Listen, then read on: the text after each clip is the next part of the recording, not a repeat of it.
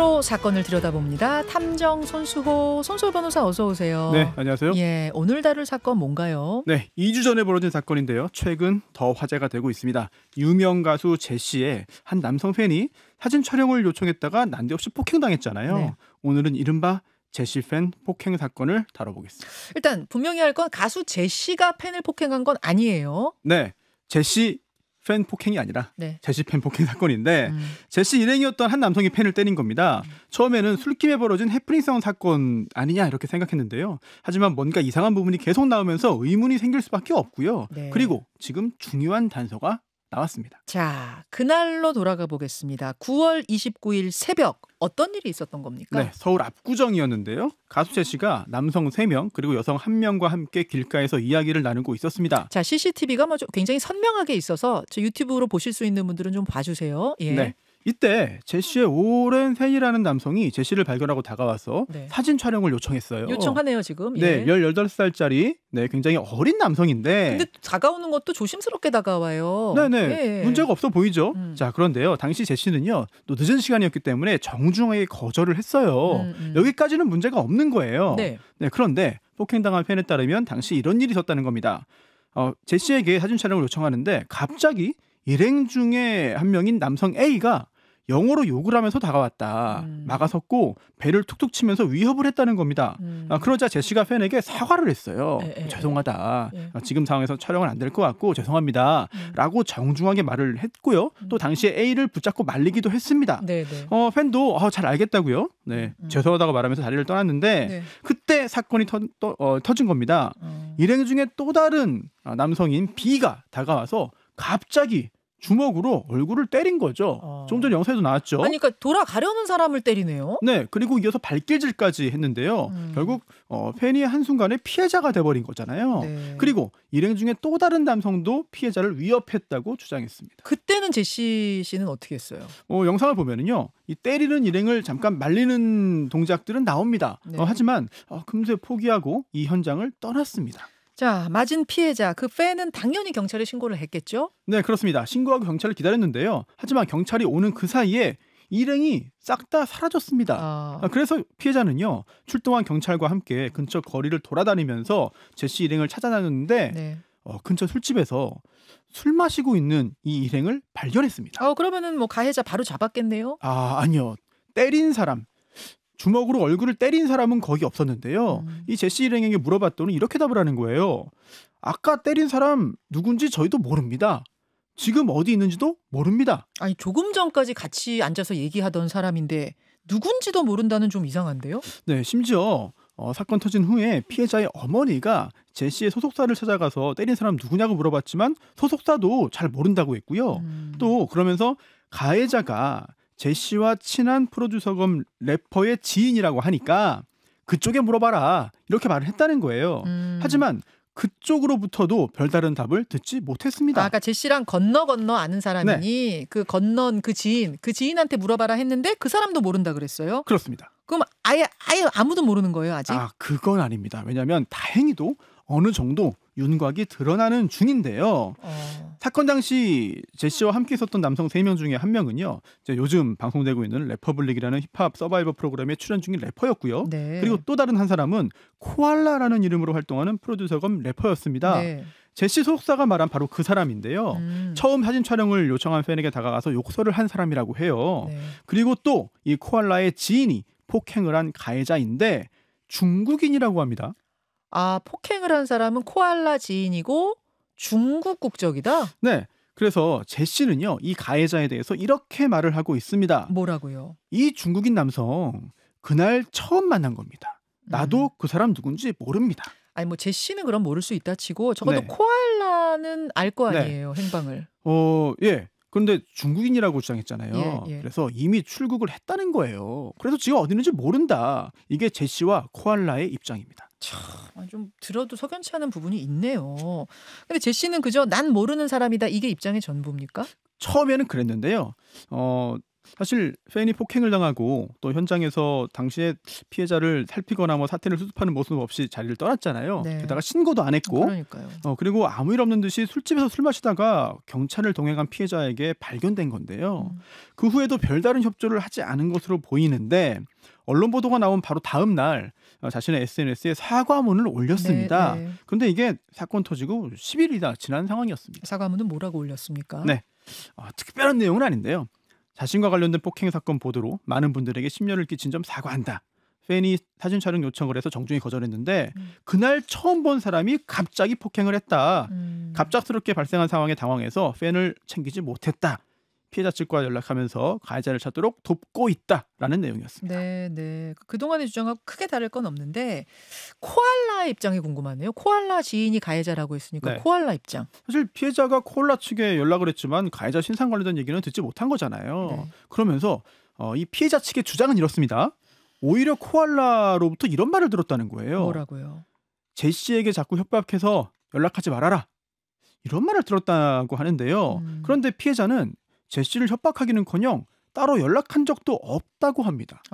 경찰 조사는 이루어졌죠? 그렇습니다. 예. 경찰이 코알라에게 출석을 요구했고요. 방송 보도 나간 바로 그날 밤 곧바로 경찰에서 조사가 이루어졌습니다. 근데 경찰이 조사할 때도 그 가해자 네. 신원에 대해서 얘기를 안 한 거예요? 코알라가 진짜 모르는 건지 알면서도 숨기는 건지 또는 경찰의 신상에 대해서 이야기했지만 경찰이 수사 절차상 보완을 위해서 현재 밝히고 있지 않은 건지 분명하진 않아요. 네. 분명하지 않아요. 현재까지 경찰의 공식 입장은 가해자 신원 불상이다.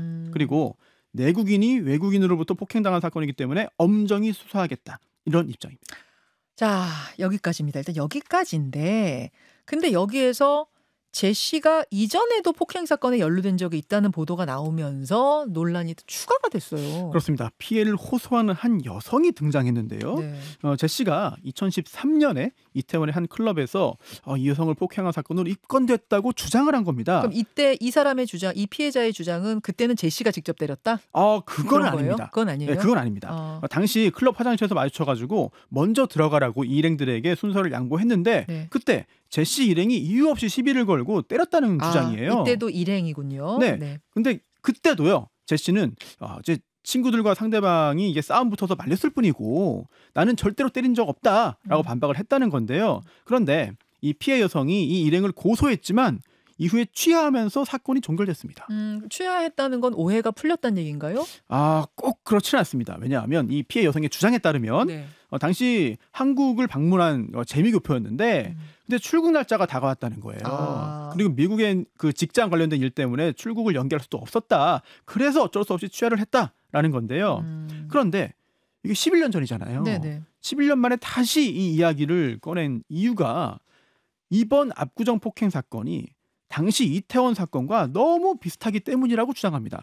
그래서 이번 사건을 보면서 내가 겪은 거하고 너무 비슷해서 제보합니다 하고 이제 언론에 제보를 한 거군요. 그렇습니다. 근데 좀 비슷해 보이긴 하네요. 설명만으로 들으면. 일단 제시가 관여되어 있지만 제시는 직접 폭행을 하진 않았다라고 주장을 하고 있고요. 그리고 또 주된 가해자는 따로 있었는데 외국으로 출국을 해서 수사가 쉽지 않다. 당시는 미국이었고요. 그렇죠. 이번에는 중국이라고 전체 파악이 된 거잖아요. 그러네요. 그런데요. 당시와 다른 점도 있습니다. 어떤? 그때는 없었던 영상이 있어요. 그러네요. CCTV. 네. 영상이 여러 건 있기 때문에 상황이 달라질 수도 있습니다. 아니, 손탐정님, 이게 사실 이렇게까지 커질 사건인가 싶어요. 사실 술에 취해서 우발적으로 벌어지는 단순 폭행 사건은 굉장히 많습니다. 그렇죠. 특히 심야 시간에 길거리에서는 더더욱 많은데요. 네. 근데 이러한 폭행죄는 반의사 불벌죄이기 때문에 서로 합의하고 고소를 취소하면은 처벌할 수가 없어요. 맞아요. 수사가 종결됩니다.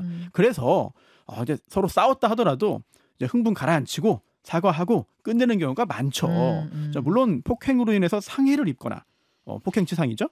아니면 애초에 건강을 해치겠다는 그 이상의 고의로 공격을 한 상해죄도 있고 이런 경우에는 합의해도 처벌로 이어질 수 있죠. 네, 그러나 저희가 그 탐정 코너에서 다루는 여러 흉악 사건들에 비하면 사실 그렇게 아주 무거운 범죄라고 보기는 힘들죠. 그러니까요. 사건 직후에 제시나 코알라가 그 폭행한 가해자 설득해가지고 사과하도록 하고 합의하도록 하고 피해자가 뭐 치료받을 거 있으면 치료받도록 하고 경찰에 신고할 거 있으면 신고하고 이렇게 했었으면 이렇게 커질 일이 아니었는데. 그렇습니다. 뭐 현장에서 수습을 제대로 하지 않고 또 신고도 하지 않았다. 그리고 또 이미 가해자가 출국해서 붙잡기 어려워졌다. 결국 단순한 사건이 매우 커져버리고 말았습니다. 그러니까요. 도대체 왜 그랬을까요? 왜 이렇게 미숙한 판단을? 세 가지 가능성을 좀 한번 짚어보겠는데요. 네, 우선 첫 번째, 제시는 정말 그 가해자가 누군지 모른다. 첫 번째 가능성 진짜 몰랐을 가능성. 네. 실제로 제시도 모르고 코알라도 모를 수 있습니다. 그래서 팬에게 신상을 알려주고 싶지만 알려줄 수 없고 경찰 수사를 돕고 싶어도 도움을 주지 못하는 상황일 수도 있는 거죠. 하지만 이상한 게 있습니다. 뭐요? 만약에 내가 모르는 사람이 나의 팬을 때렸다. 자, 그러면 아무런 조치도 취하지 않고 갑자기 그냥 서둘러 자리를 떠났을까요? 신고하는 게 어려운 건 아닌데 눈앞에서 자신의 팬이 맞았는데 가해자를 일행과 함께 제압하려는 시도 또는 말리려는 시도 충분히 할 수 있었을 것 같은데 그런 모습이 없습니다. 그리고 그 앞에서는 좀 무서워서 못했다 하더라도 좀 다른 데로 가가지고라도 신고를 했었을 수 있는데. 네, 그런데 술집으로 옮겨서 술을 마셨거든요. 그리고 영상을 보더라도 말리기는 합니다만 과연 이게 모르는 사람을 말리는 거냐. 이런 부분도 약간 좀 의아스러워요. 자, 첫 번째 가능성, 제시가 진짜 그 사람 모른다. 근데 의아한 점 많이 남고. 두 번째 가능성. 네, 두 번째. 유명 가수 제시가 함께 있었기 때문에 그냥 무조건 덮으려고 한 거다. 누구인지는 알지만 그냥 덮으려고 한 거다. 지금 덮으려고 모른 척하고 있다. 네, 제시의 도의적인 책임이 인정되거나 아니면은 그렇지 않더라도 구설에 오를 수 있으니까 일단은 그냥 덮고 싶었을 수도 있습니다. 또 그런 경우도 적지 않죠. 네. 종종 있습니다. 네. 하지만 그렇다고 해도 현명한 대응은 아닌 것 같습니다. 직접 때리지 않았다 하더라도 결국 이 사건 엄청나게 커졌거든요. 네. 저희가 다룰 정도로 이미지 손상도 피할 수 없는 상황이 되고 만 거죠. 그러게요. 자, 세 번째 가능성은 뭔가요? 세 번째, 가해자를 알고 있지만 누구인지 밝히기 곤란하다. 바로 이제 이 부분에 많은 분들이 지금 주목을 하고 계시더라고요. 그러니까 가해자를 그냥 말하고 어차피 제시가 폭행한 거 아니에요, 여러분. 그러니까 그 사람 말하고 그 사람하고 이제 피해자가 뭐 합의를 보든 처벌받든 하게 하면 되는데 왜 이렇게 끝까지 밝히지를 못하는가? 혹은 밝히지 못할 만한 어떤 신원인가 이 얘기죠. 네, 어떤 이유에서인지는 몰라도 가해자가 누구인지 노출되면 제시에게 상당히 곤란한 상황 되는 거 아니냐. 이런 짐작을 할 수 있는 것이죠. 그렇기 때문에 여론의 비난을 감수하고서라도 지금 현재 감추는 거 아니냐. 이런 상상도 할 수 있는데요. 그런데 아직 정확히 알 수는 없지만 이 세 번째 가능성에 힘을 실어주는 단서가 나오고 있습니다. 세 번째 일 가능성이 높아지고 있다. 그 단서는 뭡니까? 네. 영상과 사진인데요. 예. 처음 공개된 영상보다도 조금 더 가까운 곳에서 찍은 것으로 보이는 영상이 공개됐는데 예. 결국 이 때린 사람의 얼굴 윤곽, 체형, 문신 등이 보여요. CCTV 화질이 굉장히 좋네요. 네네네. 뭐 아주 선명하지 않지만 얼굴이 구분이 되는 겁니다. 돼요. 충분히 돼요. 네네. 그래서 이 영상을 본 많은 사람들이 제보를 하고 있는데 예. 제보 사진이 있고요. 예. 그 사진 속의 사람이 저 가해자와 굉장히 닮았다는 거예요. 그런데 그것뿐만이 아닙니다. 그 사진에는요. 한 여성도 있는데 네. 그 여성이 바로 그 현장에 있었던 일행 중에 한 명입니다. 네, 한 명으로 보이는 거죠. 그래요? 그렇다면 그날 사건 당시에 제시와 함께 있었던 남성과 여성이 함께 찍은 사진이 있다. 그렇다면 이거 뭔가 이 관련성이 있는 거 아니냐. 그리고 그날 처음 만난 사람이 아닐 수도 있다. 이런 가능성도 충분히 제기할 수 있는 것이죠. 그래서 그 지금 이제 추정되는 그 남성의 SNS 네. 같은 것들이 지금 막 좀 뭐랄까 찾아지고 있더라고요. 네, 그런데요. 거기에 또 다른 단서가 하나 있습니다. 네. 바로 자신을 트라이어드 오브 타이완 이렇게 소개한 건데요. 타이완은 대만이고 네. 트라이어드는 이거 중국 삼합회 아니에요? 네, 물론 이 분야는 이제 허풍도 많고 또 장난도 많아요. 그래서 그대로 믿기는 힘듭니다만 실제로 이런 삼합회 소속일 가능성 또는 그렇게 내세울 정도로 뭔가 폭력적인 일을 하고 있는 사람일 가능성도 배제할 수는 없거든요. 거기까지 열어놓고 아마 경찰이 수사를 할 것 같고요. 네, 그렇습니다. 지금 현재 제시뿐 아니라 다른 사람도 고소가 됐고요. 또한 고발도 됐기 때문에 앞으로 조사가 좀 더 이루어질 것으로 보이고요. 네. 진실이 빨리 밝혀져야 하겠습니다. 자, 논란이 커지고 있는 제시팽 폭행 사건 도대체 어떤 이야기인지 오늘 총체적으로 정리해 주셨습니다. 탐정 손수호 고맙습니다. 네. 김현정의 뉴스쇼는 시청자 여러분의 참여를 기다립니다. 구독과 좋아요, 댓글 잊지 않으셨죠? 알림 설정을 해두시면 평일 아침 7시 10분 실시간 라이브도 참여하실 수 있습니다.